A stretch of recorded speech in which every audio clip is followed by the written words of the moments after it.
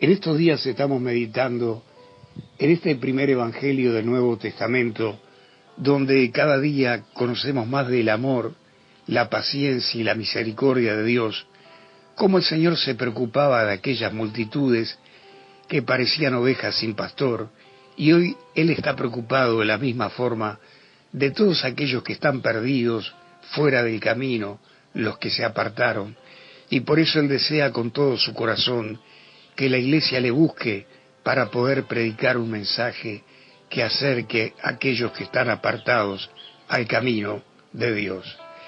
La semana pasada estuvimos hablando de el trigo y la cizaña, porque el Señor habló de la semilla del sembrador, del trigo y la cizaña, porque aquella gente se dedicaba a la agricultura. Y dijimos que la cizaña estaba dentro de la Iglesia, pero también nos referimos que Cristo se refería a la cizaña que está en el mundo. La cizaña representa las falsas sectas, las falsas religiones y las falsas doctrinas, donde muchos, incluso con la Biblia en la mano, predican cosas que no están de acuerdo con la enseñanza de la Biblia. Vamos a meditar en este día en el capítulo 15, 16 y 17 del Evangelio de Jesucristo según San Mateo, y lo vamos a hacer a través del pastor Chad Smith, donde vamos a conocer este precioso mensaje para seguir creciendo en este camino de la fe. Leemos el verso 1 del capítulo 15. Entonces se acercaron a Jesús ciertos escribas y fariseos de Jerusalén, diciendo: estimado oyente, estos sujetos vinieron un largo camino para desafiar al Señor. Ellos vinieron desde Jerusalén hasta Galilea. Este viaje por tierra era de más de una semana desde Jerusalén hasta Galilea. Así que ellos arribaron a Galilea y dijeron: ¿por qué tus discípulos quebrantan la tradición de los ancianos? Porque no se lavan las manos cuando comen pan.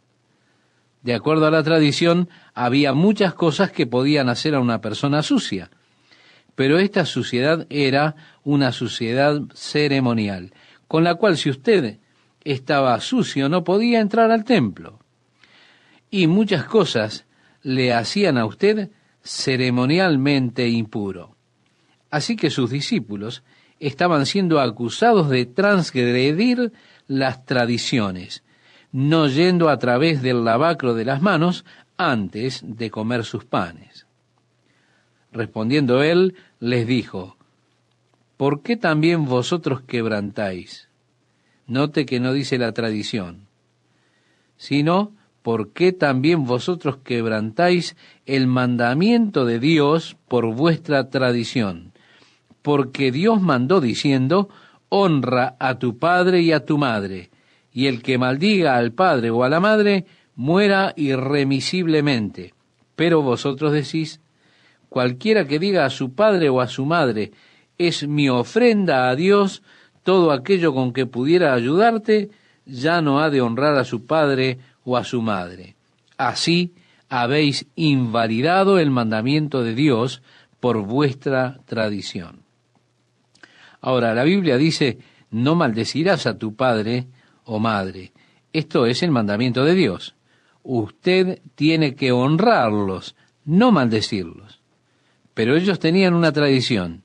Si usted prolongaba sus maldiciones diciendo: mira, esto es para tu bien y para tu beneficio, estás putrefacto. Es un agasajo, lo estoy haciendo por tu beneficio. Por ello te lo digo. Ellos eran libres en tanto prolongaran por medio de esto.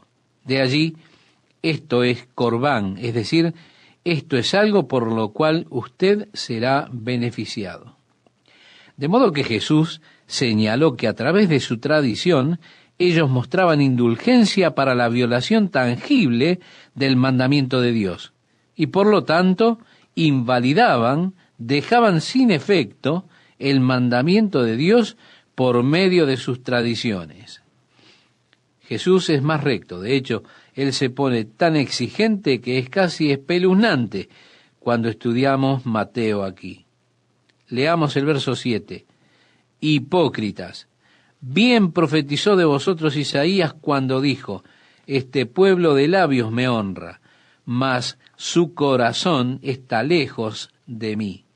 Pues en vano me honran, enseñando como doctrinas mandamientos de hombres.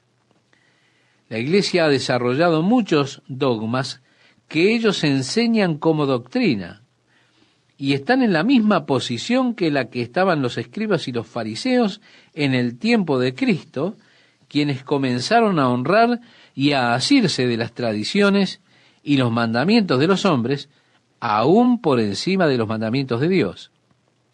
El verso 10 dice, y llamando así a la multitud, les dijo, oíd y entended. No lo que entra en la boca contamina al hombre, mas lo que sale de la boca, esto contamina al hombre. Llamó a las multitudes, escuchen ahora, escúchenme. No es lo que entra en la boca lo que les contamina, es lo que sale de sus bocas. Amigo, esto va en contra de toda la tradición de cómo usted debía comer con las manos limpias, y más aún, lo que usted debía comer. Así que salga y disfrute de un buen lechón a las brasas. No es lo que entra lo que contamina al hombre, simplemente asegúrese de que esté bien cocinado, así usted no se enferma. Entonces, acercándose sus discípulos, le dijeron, ¿sabes que los fariseos se ofendieron cuando oyeron esta palabra? Pero respondiendo él, dijo, toda planta que no plantó mi Padre Celestial será desarraigada. Hay plantas que están creciendo. Ellas no fueron plantadas por el Padre Celestial. Van a echar raíces, pero simplemente déjelas en paz. Note que él no dijo, vayan y discutan con ellos. Simplemente déjenlos solos. Dejadlos. Son ciegos, guías de ciegos. Y si el ciego guiare al ciego, ambos caerán en el hoyo. Respondiendo Pedro le dijo, explícanos esta parábola. Y la parábola fue, no es lo que entra al hombre lo que lo contamina, sino lo que sale de éste. Pedro dijo, ¿qué quieres decir con esto, Señor? Entonces Jesús dijo, ¿también vosotros sois aún sin entendimiento? ¿No entendéis que todo lo que entra en la boca va al vientre y es echado en la letrina? Entra y es purgado. Pero lo que sale de la boca, del corazón sale, y esto contamina al hombre, porque del corazón salen los malos pensamientos, los homicidios, los adulterios, las fornicaciones, los hurtos, los falsos testimonios, las blasfemias. Estas cosas son las que contaminan al hombre, pero el comer con las manos sin lavar no contamina al hombre. No tiene usted que pasar por una ceremonia de lavamiento antes de que coma la comida. Esto no le contamina. Va a través de su cuerpo, atraviesa. Pero lo que dice usted es lo importante. Lo que sale de su boca revela lo que está en su corazón. Y sale de su boca el odio, la amargura, esas cosas que usted quizá expresa, la lujuria, los deseos, las cosas que están en el corazón, las cosas que expresa la boca, y allí está la verdadera contaminación del hombre. Ahora leemos en el verso 21, estimado oyente. Saliendo Jesús de allí, se fue a la región de Tiro y de Sidón. Yendo a las costas de Tiro y Sidón, él se está moviendo de hecho al territorio que es Fenicia.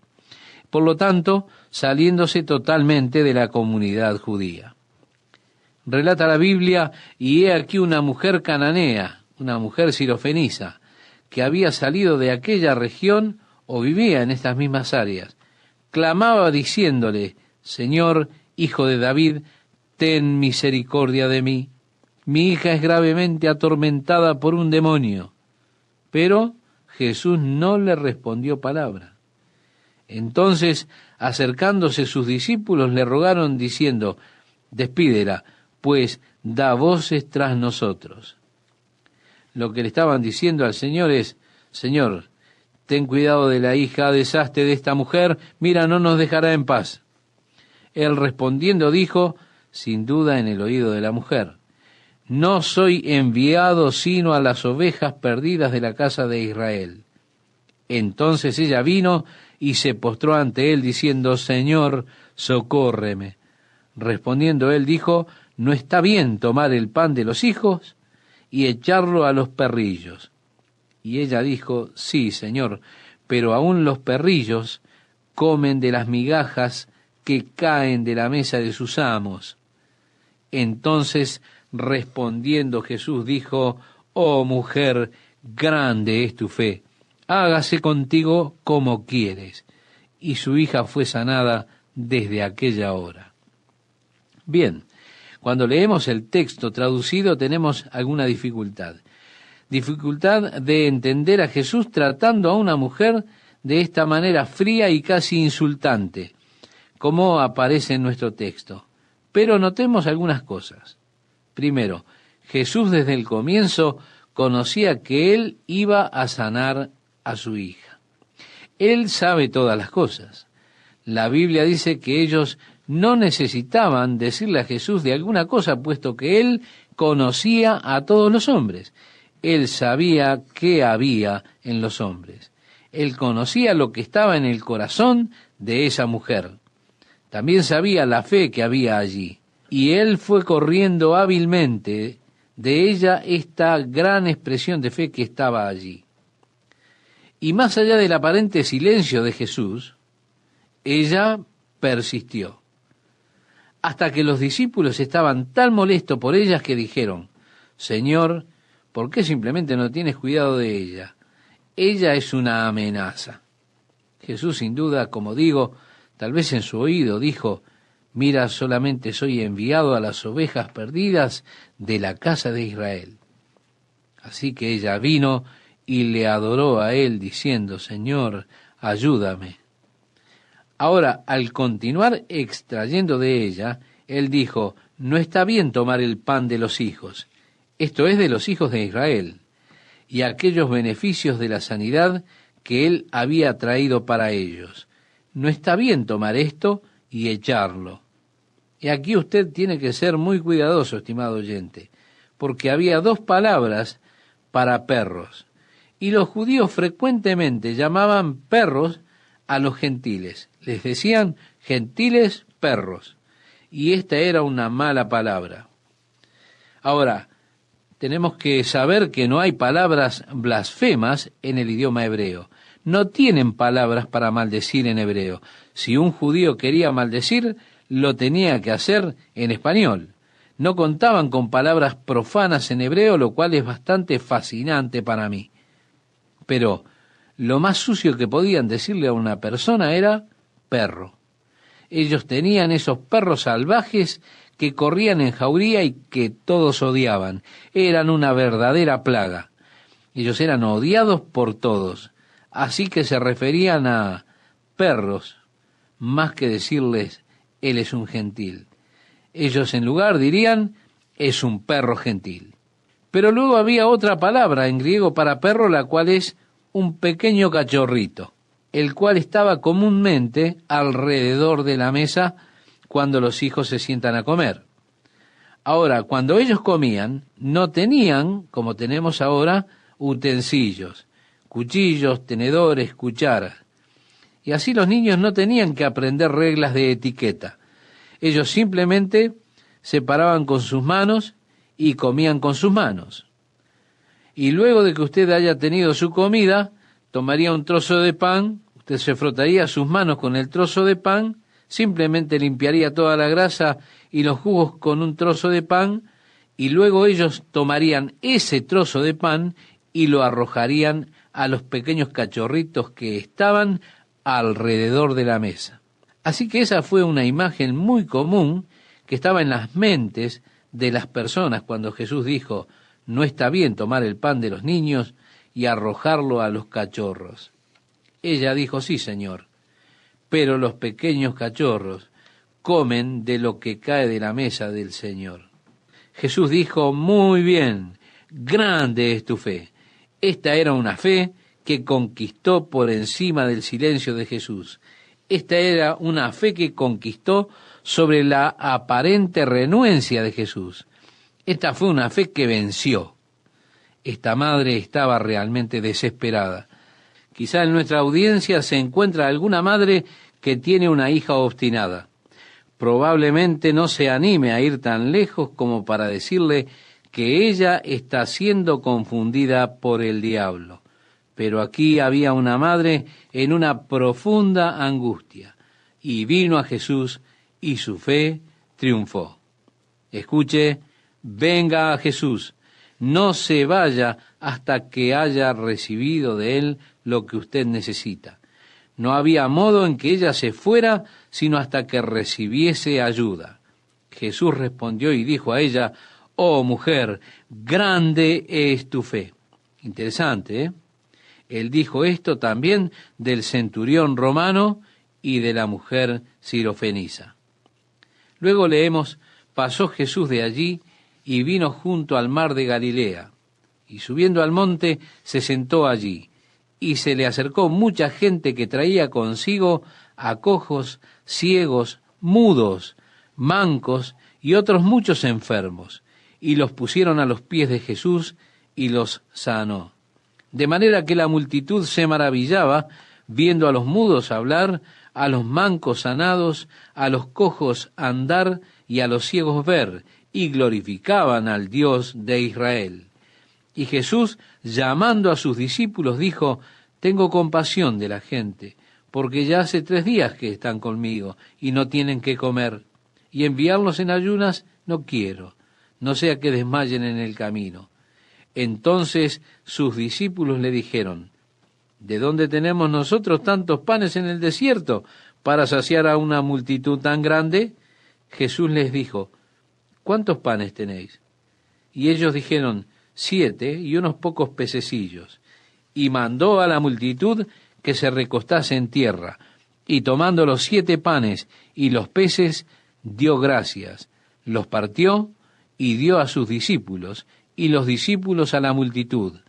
Y comieron todos, y se saciaron, y recogieron lo que sobró de los pedazos, 7 canastas llenas. Y eran los que habían comido 4,000 hombres, sin contar las mujeres y los niños. Entonces, despedida la gente, entró en la barca y vino a la región de Magdala. Bien, Magdala está probablemente a 2 millas al sur de Capernaum, allí en el mar de Galilea. Ellos habían descubierto las ruinas de la ciudad de Magdala, de la cual provenía María Magdalena.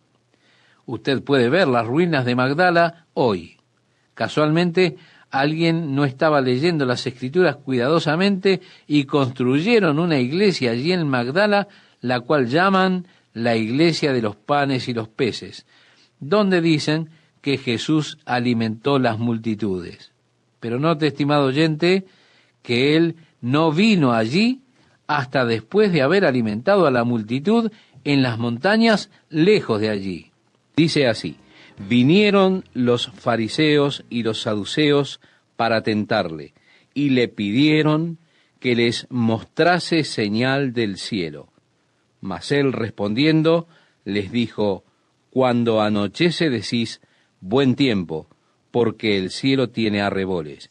Y por la mañana, hoy habrá tempestad, porque tiene arreboles el cielo nublado. Hipócritas, que sabéis distinguir el aspecto del cielo, mas las señales de los tiempos no podéis. Estimado oyente, si ellos hubieran estado atentos, deberían haber visto en las Escrituras. Deberían saber que ese era el tiempo de la venida del Mesías. En el libro de Daniel, él prometió que 483 años después que salió el edicto para restaurar y reconstruir Jerusalén, el Mesías príncipe habría de venir. Y ellos no reconocieron las señales, no reconocieron los tiempos, porque realmente no conocían las Escrituras. Me pregunto cuántas veces Jesús puede decirles a las personas hoy que están tan ciegos al hecho de que Él regresará pronto. Oigan, ustedes saben cómo dar el reporte meteorológico, pero no saben distinguir el tiempo de mi regreso. A continuación Jesús dijo, la generación mala y adúltera demanda señal, pero señal no le será dada, sino la señal del profeta Jonás. Nuevamente, Él repite esto, como lo ha expresado ya anteriormente.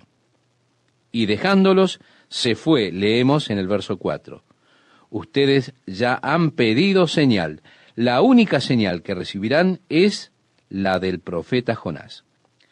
En el verso 5 leemos, llegando sus discípulos al otro lado, se habían olvidado de traer pan, y Jesús les dijo, mirad, guardaos de la levadura de los fariseos y de los saduceos. Ya hemos visto en programas anteriores que donde sea que se refiere a la levadura es en un sentido referido al mal.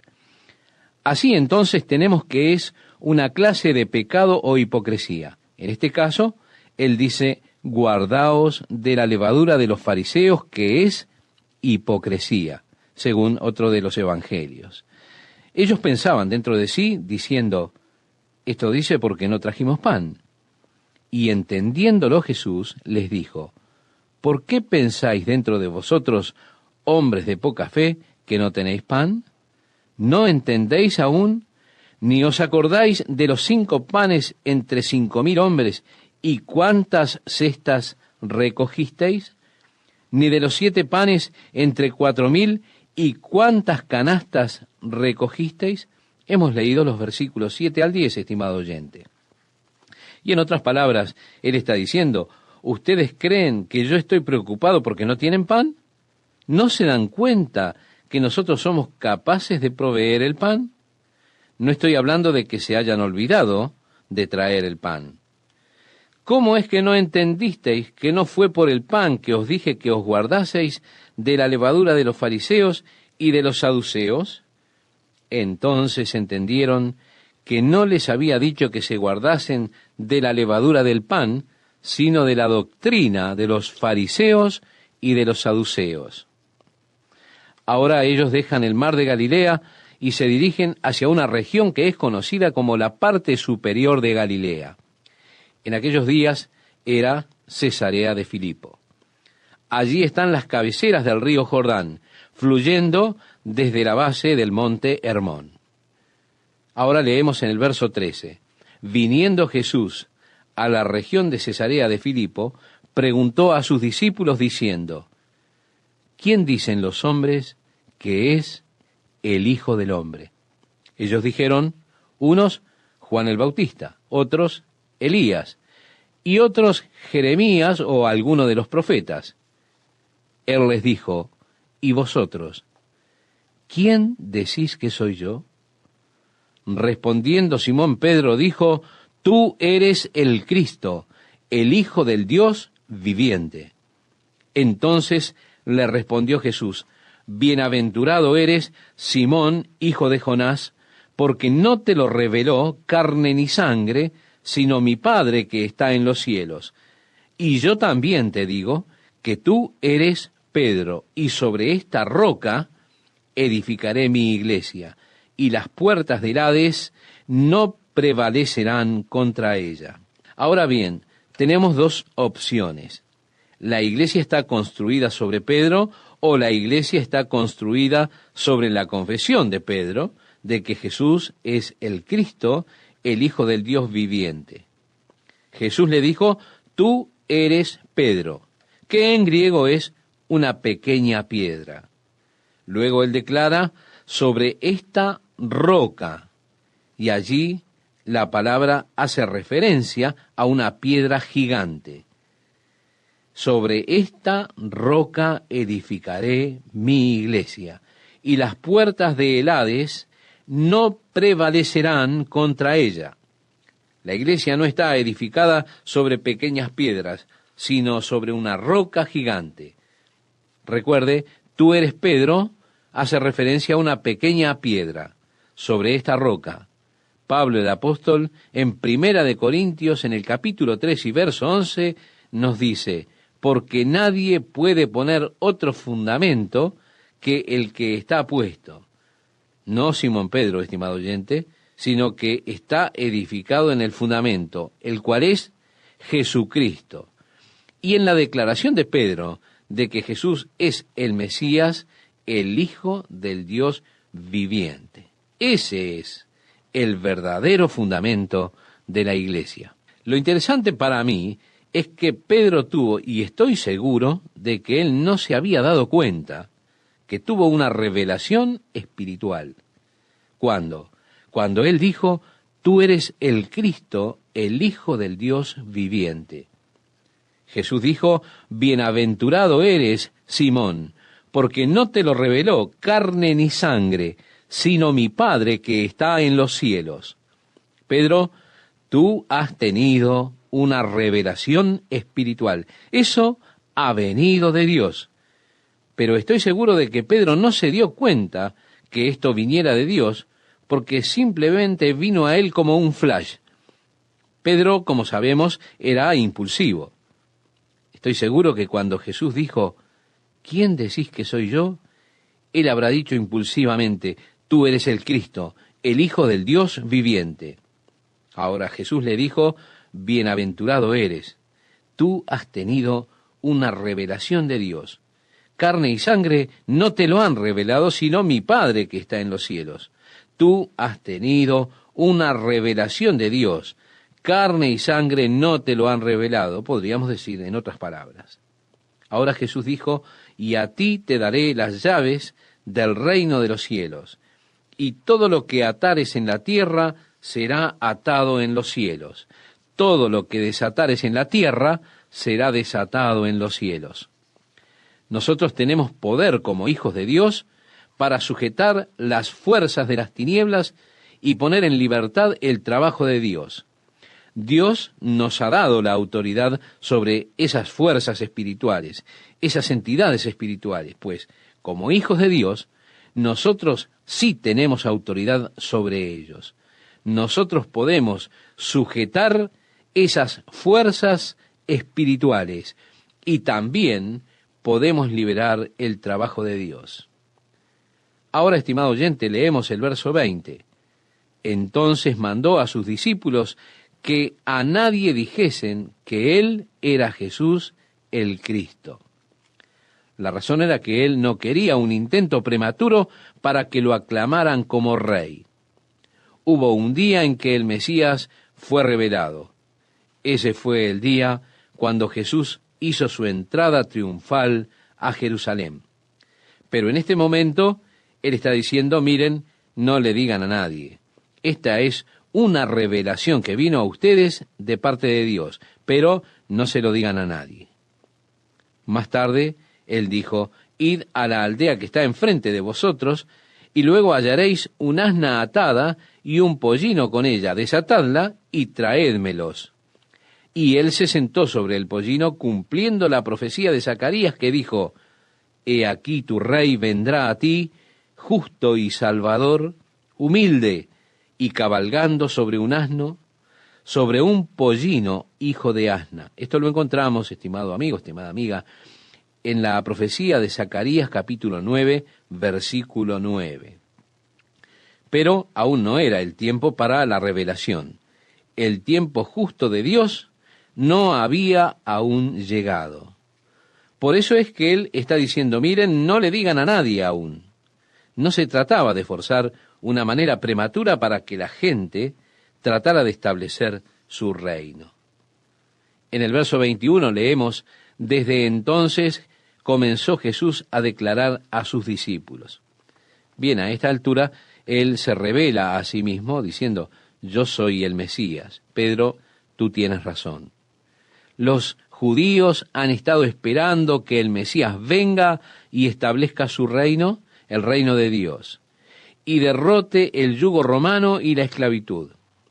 Y cuando Jesús reconoce, diciendo: sí, yo soy el Mesías, primero él dice: no le digan a nadie. Pero luego leemos: desde entonces comenzó Jesús a declarar a sus discípulos que le era necesario ir a Jerusalén y padecer mucho de los ancianos, de los principales sacerdotes y de los escribas, y ser muerto y resucitar al tercer día. Entonces Pedro, tomándolo aparte, comenzó a reconvenirle diciendo: Señor, ten compasión de ti. En ninguna manera esto te acontezca. Pero él, volviéndose, dijo a Pedro: Quítate de delante de mí, Satanás. Me eres tropiezo, porque no pones la mira en las cosas de Dios, sino en las de los hombres. Un problema que tengo siempre es la incapacidad de poder descubrir qué es lo que viene de parte de Dios y qué es lo que proviene de mi propio corazón, estimado oyente. Note usted que en un momento Pedro tiene una revelación divina y al momento siguiente está expresando la filosofía de Satanás, es decir, la filosofía del mismo infierno. Ten compasión de ti, en ninguna manera esto te acontezca. Esa es la filosofía del infierno, es decir, toma el camino más fácil, escapa de la cruz. La filosofía del infierno es para alentarlo a usted a escapar de la cruz. Así que nos encontramos con que Pedro tiene primero una revelación divina, pero luego se manifiesta su propio corazón con la inspiración del mismo Satanás, expresando así la filosofía del infierno. Esto nos muestra que tenemos un problema común nosotros: la habilidad de conocer la diferencia entre lo que es la voz de Dios hablando y mi propio corazón hablándome a mí mismo. Leemos el verso 24 y nos dice así: Entonces Jesús dijo. Note usted, Pedro acaba de decir: ten compasión de ti. Y Jesús está diciendo: Pedro, esa es la filosofía del infierno o del demonio. En el verso 24 que hemos comenzado a leer, sigue diciéndonos: si alguno quiere venir en pos de mí, niéguese a sí mismo y tome su cruz y sígame.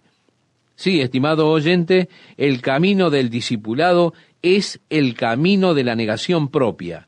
El camino del discipulado es el camino de la cruz. Yo debo venir a la cruz con mi propia vida. Debo terminar con mis propias ambiciones, mis propios objetivos, mis propios deseos, mi propio camino, y debo hacer que esa vieja vida en la carne muera crucificada con Cristo. Y debo vivir una nueva vida según el Espíritu en Cristo Jesús. Debo hacer que ese viejo hombre muera, y esto es un proceso que debo hacer día tras día. ¿Por qué? Porque el viejo hombre está tratando aún de quedarse en el trono de mi corazón. El apóstol Pablo dice que hay una guerra dentro nuestro: la carne contra el espíritu, y el espíritu en contra de la carne. Incluso nosotros no siempre hacemos las cosas que quisiéramos hacer. El apóstol Pablo, expresando su propio conflicto en Romanos capítulo 7, dice: porque no hago el bien que quiero, sino el mal que no quiero, eso hago. Miserable hombre de mí, ¿quién me librará de este cuerpo de muerte? Esto lo hemos tomado de la carta de Pablo a los Romanos capítulo 7, versos 19 y 24. Todos nosotros, habiendo visto el ideal divino y consintiendo con él, decimos: sí, Señor, esta es la vida correcta, esta es la vida que yo quiero vivir, es la vida que voy a vivir. Y entonces hemos experimentado la debilidad de nuestra propia carne, y esas cosas que prometimos que íbamos a hacer, ahora no las estamos haciendo. Y esas cosas de las que dijimos que nunca más volveríamos a hacer, aún las estamos haciendo. Entonces decimos: miserable de mí. Fíjese al final del capítulo 7 en Romanos, el apóstol Pablo ha renunciado a toda fórmula de autoayuda. ¿Cómo puedo cambiar? Él está clamando por ayuda exterior, pues ya no hay más nada que él pueda hacer. Entonces pregunta: ¿quién me librará? Yo no puedo hacerlo solo. Lo he intentado, pero he fallado. ¿Quién me librará? Allí mismo está la respuesta. Cuando llegamos al final de los esfuerzos propios y comenzamos a pedir por esa ayuda exterior, Pablo responde a su propia pregunta, diciendo: gracias doy a Dios por Jesucristo Señor nuestro, por quien tenemos la victoria. Yo no tengo que ser un cristiano derrotado, no tengo que vivir siendo esclavo de mi carne. En el capítulo 7 usted encuentra el yo varias veces hablando en primera persona, pero en el capítulo 8 desaparece cuando él comienza a hablar acerca del Espíritu y la gloriosa, victoriosa vida que está viviendo ahora por el poder del Espíritu Santo. Hay una cruz, estimado oyente. Si algún hombre quiere venir en pos de mí, debe negarse a sí mismo, decía Jesús. Negarse al autogobierno de su vida, eso debo traerlo a la cruz. Y así debo dejar morir la vieja naturaleza, el viejo hombre, sí, crucificarlo con Cristo. Entonces, luego Jesús dice: síganme. Luego él da un fundamento. Primero él da una explicación y luego el fundamento. En el verso 25 leemos: porque todo el que quiere salvar su vida, la perderá. Si usted está tratando de encontrar la vida separado de Jesucristo, estimado oyente, usted terminará perdiendo su vida por la eternidad. En Mateo 16:25 continúa diciendo: y todo el que pierda su vida por causa de mí, la hallará. Así es que usted encontrará lo que es la vida real. Luego tenemos el fundamento, en el verso 26. ¿Por qué? ¿Qué aprovechará al hombre si ganare todo el mundo y perdiere su alma? Si usted pudiera tener todo lo que quisiera, estimado oyente, ¿qué sería de usted? Ahora, si usted fuera capaz de conseguir o lograr sus deseos, pero ello le costara su alma, ¿qué beneficios tendría usted realmente? ¿Qué beneficio le traería si usted ganara todo el mundo, pero pierde su alma? Vea usted, Jesús está diciendo: miren, deben negarse a sí mismos, tomar su cruz y seguirme. ¿Por qué? ¿Qué beneficio sería si usted ganara todo el mundo y también perdiera su alma? En segundo lugar, ¿o qué recompensa dará el hombre por su alma?, expresa Mateo en el capítulo 16, verso 26. Bien, en lo que concierne a Dios, su alma es más valiosa que todo el mundo entero. En cuanto a Dios, si le hubieran ofrecido el mundo entero a cambio de su alma, Él escogió su alma y no el mundo. Y si usted quizá toma el mundo entero a cambio de su alma, estimado oyente, usted estará haciendo un muy mal negocio, un trato muy torpe. ¿Por qué? Porque su alma es eterna. La Biblia dice: el mundo pasará. La palabra de Dios dice que el mundo y sus deseos pasarán. En cambio, su alma es eterna. Usted está negociando su alma eternal por algo que simplemente ha de pasar. Y en cuanto concierne al Señor, usted está haciendo un muy mal negocio. Ahora la pregunta es: ¿qué recompensa dará el hombre por su alma? Sucede que de vez en cuando están estos complots que son desarrollados por las tramas de Satanás, que viene ofreciéndole a alguien que le venda su alma. Y resulta que la persona le pone su precio. Ahora, ¿qué daría usted a cambio por su propia alma? Siempre me asombran esas personas que valoran sus almas tan a la ligera cuando Dios ha pagado un precio tan alto por ellas. Jesús dice: porque el Hijo del Hombre vendrá en la gloria de su Padre con sus ángeles. Ahora Él dice: es tiempo para que vaya a que me crucifiquen. Me volveré a donde están los ancianos, quienes me tomarán para crucificarme. Han de matarme. Al tercer día habré de resucitar, pero después vendré en la gloria de mi Padre con sus ángeles. Y dice la Biblia: y entonces pagará a cada uno conforme a sus obras. De cierto os digo que hay algunos de los que están aquí que no gustarán la muerte hasta que hayan visto al Hijo del Hombre viniendo en su reino.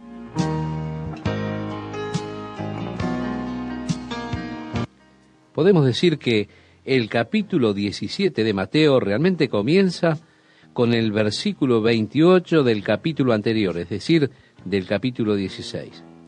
Yo creo que no fue muy acertado que los hombres que dividieron la Biblia en capítulos y versículos hicieran la distinción de capítulos como lo realizaron aquí. Creo que ellos debieron haber puesto el versículo 28 del capítulo 16 como versículo 1 del capítulo 17. Y esto hubiese eliminado una cantidad de preguntas, puesto que Jesús está hablando a sus discípulos allí en Cesarea de Filipo, y está hablándole a ellos en cuanto a su muerte y acerca de la gloria de su Padre que le habría de ser otorgada. También está hablando de su venida en la gloria de su Padre con sus ángeles para recompensar a cada hombre conforme a sus obras. Entonces dijo: de cierto os digo que hay algunos de los que están aquí que no gustarán la muerte hasta que hayan visto al Hijo del Hombre viniendo en su reino. Ahora, acerca de esto, hay personas que han asumido que Jesús sin duda se equivocó. ¿Por qué? Porque todos los discípulos que estaban parados allí delante de él murieron, y el Señor aún no ha venido en su reino. Así es que aparece esto como algo muy confuso. Parecería que Jesús hizo una falsa predicción de su regreso. Sin embargo, si usted no tiene la distinción en capítulos y no se detiene en el capítulo 16 al final, sino que continúa en el capítulo 17, usted encontrará a lo que se estaba refiriendo Jesús. Él dice: de cierto os digo que hay algunos de los que están aquí que no gustarán la muerte hasta que hayan visto al Hijo del Hombre viniendo en su reino. Si le hemos seguido, dice: 6 días después, Jesús tomó a Pedro, a Jacobo y a Juan su hermano, y los llevó aparte a un monte alto, y se transfiguró delante de ellos, y resplandeció su rostro como el sol, y sus vestidos se hicieron blancos como la luz. Y he aquí, les aparecieron Moisés y Elías hablando con él. Jesús estaba refiriéndose al hecho de que algunos de sus discípulos, y aquellos a los cuales se referían, era Pedro, Santiago, es decir, Jacobo, y Juan. Y él dijo que ellos iban de hecho a verle a él en la gloria de su reino. Y así fue que él los tomó a ellos y los llevó arriba al monte. Ahora piense, estimado oyente, estaban en Cesarea de Filipo, que está en la base del monte Hermón. Así que resulta obvio que la montaña alta a la cual él los llevó, de hecho debía ser el monte Hermón. En los años siguientes, cuando buscaron establecer la Tierra Santa como atracción para los cristianos de todo el mundo, al establecer los lugares santos donde ocurrieron los acontecimientos, muchos de los lugares santos fueron establecidos por la madre del emperador Constantino unos 300 años después, más o menos, de la crucifixión del Señor Jesús. Ella estableció los lugares santos de acuerdo a sus propios sentimientos. Es decir, cuando se paraba en un lugar, ella decía: oh, esto se siente como el lugar donde él debe haber nacido. Siento una interesante sensación en este lugar. Seguramente esta debe haber sido la cueva donde el ángel anunció a María que ella habría de concebir un hijo. Este debe ser el lugar donde él vivió. Y ella fue por todo el país estableciendo esos lugares y comenzaron a construir luego en esos lugares iglesias en los lugares santos para conmemorar dichos lugares, donde supuestamente Jesús hizo varias de estas cosas. Pero al establecer los lugares santos, es obvio que ella no estaba familiarizada con las Escrituras. También es obvio que ellos querían hacerlo, ¿por qué? Porque era conveniente para el turismo. Así fue que establecieron el lugar de la transfiguración en el monte Tabor, el cual está en una especie de medio entre la mar de Galilea y el área del valle de Meguido. Ellos dijeron que Jesús se había transfigurado allí, de modo que tuvieron una excusa para construir una gran iglesia en la cumbre del monte Tabor. Después de todo, ¿cuántos turistas habrían de hacer su viaje hasta la cumbre del monte Hermón para ver el lugar en donde él fue transfigurado? Luego la iglesia de la crucifixión, que la establecieron dentro de los muros de Jerusalén, aunque las Escrituras dicen claramente que le tomaron al Señor y le llevaron fuera de los muros. Pero es conveniente para el turismo tener las cosas cerca.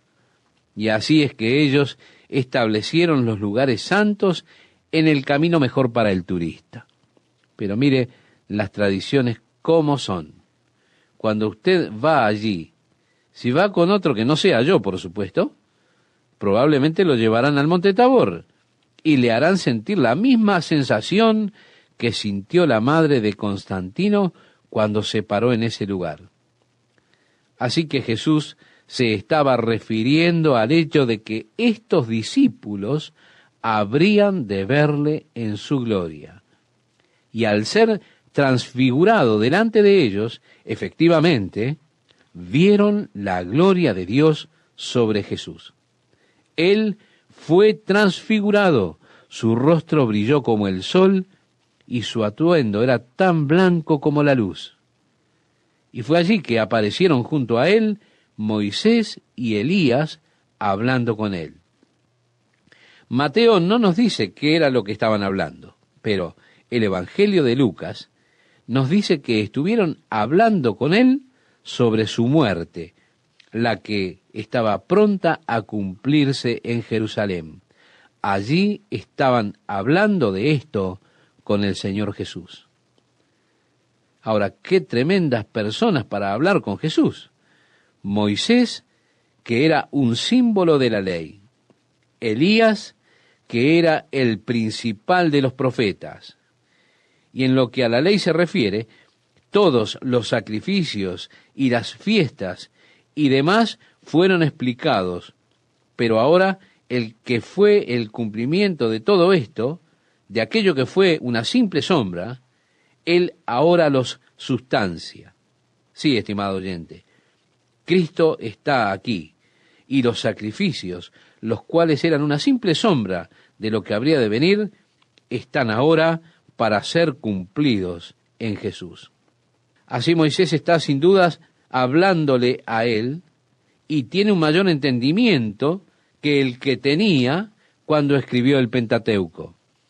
Elías está hablándole a él también en cuanto a su muerte, la cual tenía que experimentar. Leemos el verso 4 del capítulo 17 de Mateo, estimado oyente, y nos dice: entonces Pedro dijo a Jesús: Señor, bueno es para nosotros que estemos aquí. Si quieres, hagamos aquí 3 enramadas, una para ti, otra para Moisés y otra para Elías. Mientras él aún hablaba, una nube de luz los cubrió. Y he aquí una voz desde la nube que decía: Este es mi Hijo amado, en quien tengo complacencia. A él oíd. Usted recuerda que en el Antiguo Testamento había una luminosa nube que guió a los hijos de Israel cuando salieron de la esclavitud de Egipto. Esa nube los seguía o los guiaba a ellos a través del desierto, y era la nube que representaba la Shekinah, es decir, la gloria de Dios. Más tarde, cuando el tabernáculo estuvo completo y estaban listos para comenzar los sacrificios, esta nube descendió sobre el tabernáculo, y allí estuvo la gloriosa presencia de Dios. Esta fue la que llenó el lugar santísimo. Luego, más tarde, cuando el rey Salomón hubo completado el templo, cuando fue dedicado, nuevamente esta nube descendió. Ahora estamos en el monte Hermón, y vemos una vez más la luz brillante. Y leemos en el verso 5 del capítulo 17 de Mateo, y he aquí una voz desde la nube que decía, «Este es mi Hijo amado, en quien tengo complacencia, a él oíd». Ellos habían oído la ley y habían oído los profetas, pero Dios está diciendo, «A él oíd». En Hebreos capítulo 1 leemos esas palabras trascendentales, «En estos postreros días nos ha hablado por el Hijo». Y así el Padre está afirmando, «Este es mi Hijo amado, a él oíd». La ley está representada, los profetas están representados, pero ahora Dios está diciendo, «A él oíd». La plena revelación de Dios, la pura revelación de Dios, la verdadera revelación de Dios está en Jesucristo. A él oíd. Leemos el verso 6 de Mateo 17 y nos dice, al oír esto los discípulos se postraron sobre sus rostros y tuvieron gran temor. Entonces Jesús se acercó y los tocó y dijo, levantaos y no temáis. Y alzando ellos los ojos, a nadie vieron sino a Jesús solo.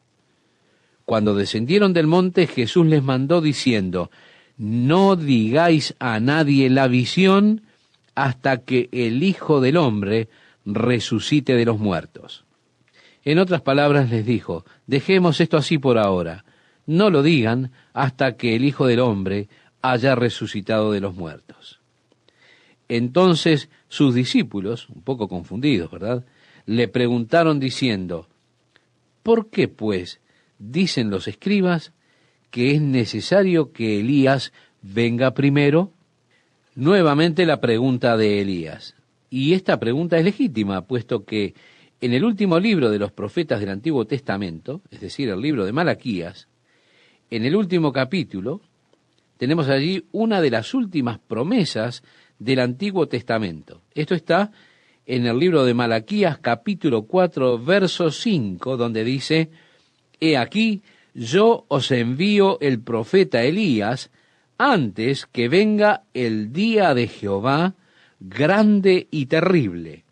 Él hará volver el corazón de los padres hacia los hijos, y el corazón de los hijos hacia los padres, no sea que yo venga y hiera la tierra con maldición».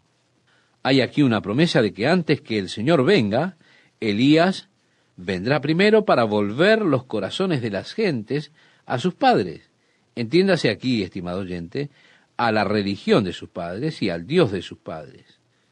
Por tanto, creer que Jesús era el Mesías, el Hijo del Dios vivo, a quien Pedro había confesado 6 días antes, diciendo, sabemos que eres el Mesías, les llevó a preguntar, ¿dónde está Elías? Si Elías tenía que venir primero y tú estás aquí, ¿dónde está él? Es decir, ¿dónde está Elías? Tiene que notar que Jesús declaró, y note cuidadosamente el versículo 11, que expresa, respondiendo Jesús, les dijo, a la verdad, Elías viene primero y restaurará todas las cosas. Jesús está reiterando el hecho de que eso habrá de suceder. Elías en verdad vendrá y restaurará todas las cosas. Ahora, la confusión en las mentes de los discípulos surgió por el hecho de que estaban anticipando que Jesús habría de establecer el reino de Dios inmediatamente aquí en la tierra. Habían estado expectantes por ello durante todas sus vidas. Ellos estaban esperando que Él estableciese el reino de Dios sobre la tierra. Lo que ellos no sabían es que desde la ascensión de Jesucristo hasta el establecimiento del reino pasaría un largo período de tiempo. Ellos no veían desde allí que ese intervalo de 2000 años aproximadamente existiría. Por lo tanto, estaban anticipando el inmediato establecimiento del reino. ¿Cómo puede usted asumir el hecho de que Elías habría de venir primero? Jesús repite la profecía de Malaquías: Elías vendrá primero y restaurará todas las cosas.